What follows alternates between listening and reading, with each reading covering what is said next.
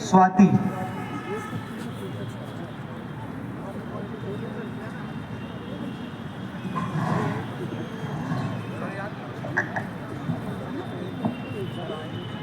मैं उस देश की नागरिक हूँ जिसके होठों में गंगा और हाथों में तिरंगा है। वो देश जो कभी सत्यम शिवम सुंदरम, कभी वंदे मातरम और कभी पंजाब सिंध गुजरात मराठा द्राविड़ उत्कल बंगा है।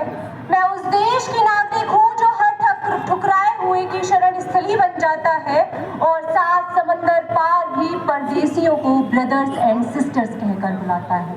और यही प्रेम की पूज्य भूमि भारतवर्ष कहलाता है, भारतवर्ष कहलाता है। माननीय अतिथिगण, प्राचार्य जी, शिक्षकगण एवं मेरे साथियों को नमस्कार एवं 77वें गणतंत्र दिवस की हार्दिक शुभकामनाएं। आज हम सभी अपनी आजादी का स्वर्णिम अध्याय का उत्सव मना रहे हैं जिसने 26 जनवरी 1950 को हमें गणतंत्र की पहचान दी।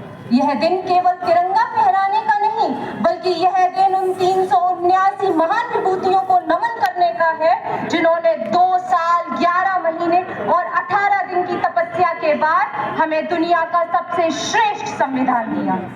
जैसा कि हमारे गौरवशाली इतिहास में दर्ज है, सोने की चिड़िया कहे जाने वाला इस भारतवर्ष का वैभव विदेशी हमलों से द्रोहित हुआ, लेकिन भगत सिंह, राजगुरु और सुखदेव जैसे मतवालों के बलिदान ने उस बुझी हुई राख को फिर से सुलगा दिया और आज वही बुझी हुई राख से सुलगता हुआ ये भारत जाग उठा है। सिंधु घाटी की सभ्यता का भव्यता का शोर मिस्र एवं मेसोपोटामिया ने सुना, जिसका शोर और हस्तशिल्प एवं उत्पादों का डंका रेशम मार्ग में बजा और जाग उठा है विक्रमादित्य के विक्रम और बुद्धि विवेक के साथ ये भारत जाग उठा है आपके, मेरे, हम सभी के भीतर विकसित गणतंत्र भारत बनने के संकल्प के साथ। और ये हमारी गणतंत्र की शक्ति ही है जो आज के भारत को आर्टिफिशियल इंटेलिजेंस और डिजिटल इंफ्रास्ट्रक्चर का ग्लोबल हब बनाता है।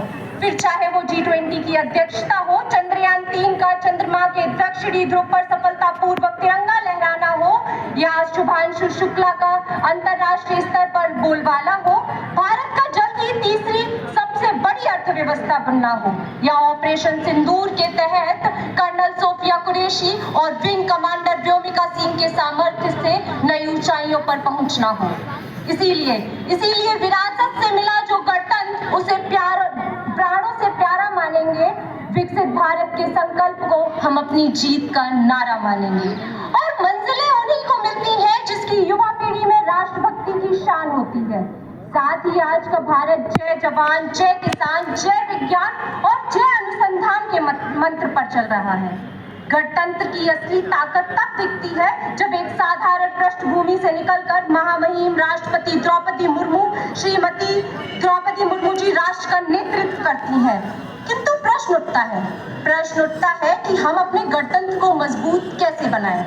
जिस दिन हर भारतीय माननीय प्रधानमंत्री जी के 5 प्रण और 9 आग्रहों को अपना लेगा, जिस दिन ये सामूहिक जनशक्ति खुद को पहचान कर भारतीय संस्कृति और विरासत पर गौरव के साथ गुलाबी की मानसिकता से निकलकर मतभेद भूलकर एक सूत में सम्मेद सुर में विकसित भारत बनने का संकल्प लेगा, उस दिन उभर रहा होगा श्रेष्ठ, संपन्न, अद्भुत, अद्वितीय भारत। जो युवा अध्यात्म में रुचि रखता हो वो धर्म का प्रचार करे, शास्त्रों से परिपक्व युवा सरोजिनी नायडू बनकर भारतीय संस्कृति को विदेशों में परिचित करे, तकनीक जानने वाला युवा अब्दुल कलाम बने, IIT NIT से पढ़ने वाला छात्र नासा के लिए नहीं अपितु इसरो के लिए काम करे। हम क्रिकेट, हॉकी, फुटबॉल, कबड्डी खेले तो भारत के लिए खेले। यदि कोई हेमा दास नारी सशक्तिकरण का नारा देती हुई स्वर्ण जीते तो भारत के लिए जीते।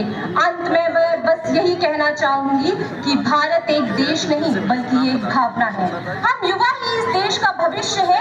आइए आज के इस पावन अवसर पर हम संकल्प लें कि हम अपने देश को और भी ऊंचाइयों पर ले जाएंगे और अपनी संस्कृति का सम्मान करेंगे और एक जिम्मेदार नागरिक बनेंगे।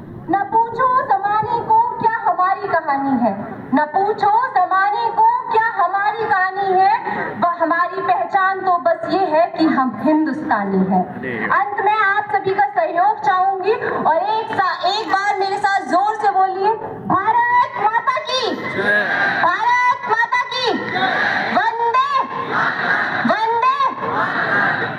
धन्यवाद। जय हिंद, जय भारत।